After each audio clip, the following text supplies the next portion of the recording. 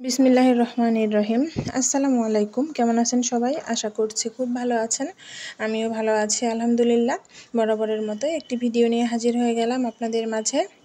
তো আমি এখন পালং শাক ভাজি করে নিব। নর্মালি আমি কাঁচামরিচ দিয়ে ভাজি করি, তো আজকে মনে হলো একটু শুকনা মরিচ দিয়ে ভাজি করি। শাকটা খাওয়ার সময় একটু শুকনা মরিচ খাওয়া যাবে, এই আর কি। তো আমার আসলে পালং শাকটা খুব পছন্দ না খুব একটা, কিন্তু ওই যে পালং শাকে তো অনেক পুষ্টিগুণ থাকে, এই জন্য আর কি মেয়ের জন্য আনা হয়, তাই জন্য আর কি আমাদেরও খাওয়া হয়। তো আমি এই শাকের মধ্যে কিন্তু শুধু লবণ দেই, লবণ মরিচ আর হচ্ছে রসুন পেঁয়াজ, তাছাড়া হলুদ দেই না আর কি। অনেকে হচ্ছে শাকে হলুদও দেয়, আমি আর দেই না।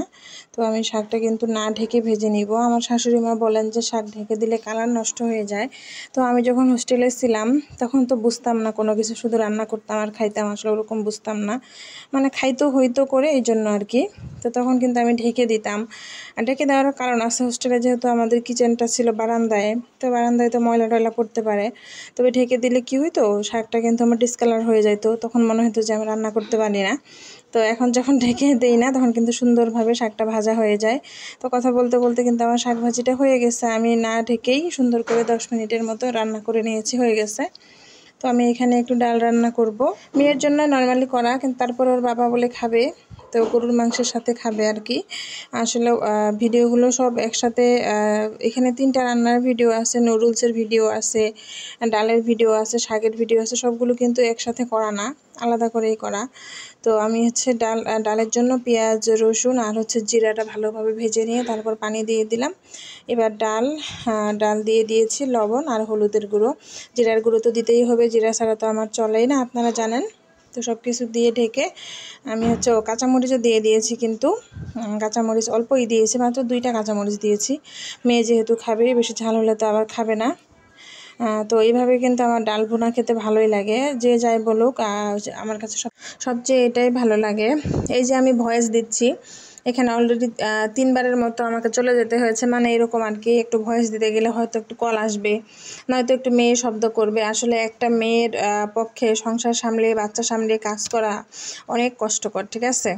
এই যে আমরা যখন একটু ভয়েস দেই তখন আপনার পুরো সব সাউন্ড অফ করে, কখন অফ হবে, কখন সবাই বাসা থেকে চলে যাবে বা কখন সবাই ঘুমাবে, এই অপেক্ষা করতে থাকি, ঠিক আছে। তো আসলে সব কিছু এত সহজ না। আপনারা যেভাবে সহজভাবে 3 মিনিটে একটা ভিডিও দেখে নিচ্ছেন, তো এই 3 মিনিটের ভিডিওটা তৈরি করতে যে কত কষ্ট হয়, এটা একমাত্র একজন কন্টেন্ট ক্রিয়েটরই জানে, বিশেষ করে যারা আমার মতো বাচ্চা সংসার সামলিয়ে কাজ করেন। তো আমি এখানে একটু নুডলস রান্না করে নেব আর কি। তার জন্য পেঁয়াজ আর কাঁচামরিচ দিয়েছি, আর কিছু চিকেন সসেস দিয়েছি। আমার মেয়ে যেহেতু সসেস পছন্দ করে, ওর জন্য সবসময় আনা থাকে ফ্রিজে, চিকেন বলও থাকে। তো আমি সসেসটাই দিলাম কেটে, ছোট ছোট করে কেটে দিয়েছি নুডলস দেওয়ার জন্য আর কি। তো 2টা ডিম দিয়েছি, 3টা নুডলস রান্না করবো, এই জন্য 3টা মশলা আমি আলাদা আলাদা করে দিয়েছি। একবারে দিলে মশলাটা ভালোভাবে মিক্স হয় না, তো আমি 3টা মশলা 3বারে নেড়ে নেড়ে হচ্ছে দিয়েছি, তাহলে মশলাটা ভালোভাবে মিক্স হবে, খেতে ভালো লাগবে। তো আমি সব কিছু ভালোভাবে ভেজে নিয়ে এখন এই নুডলসটা আগে থেকে সেদ্ধ করে রেখেছিলাম ঝুড়িতে পানি ঝরিয়ে, তো এটা দিয়ে এখন আমি খুব ভালোভাবে ভেজে নেব। আর এটা অবশ্যই একটু সময় নিয়ে ভাজতে হবে। আমার যেহেতু ফ্রাই প্যান, এটাতে তো লাগবে না, আর এটাতে হচ্ছে তো কড়া করে মানে পুড়েও যাবে না আর কি। তো এইগুলাতে হচ্ছে গ্যাস বেশি খরচ হয় আমার মতে, কারণ হচ্ছে এগুলাতে তো পুড়ে না সহজে, মানে হয় না আমার কাছে কেন জানি মনে হয়, সেদ্ধ হয় ঠিক আছে।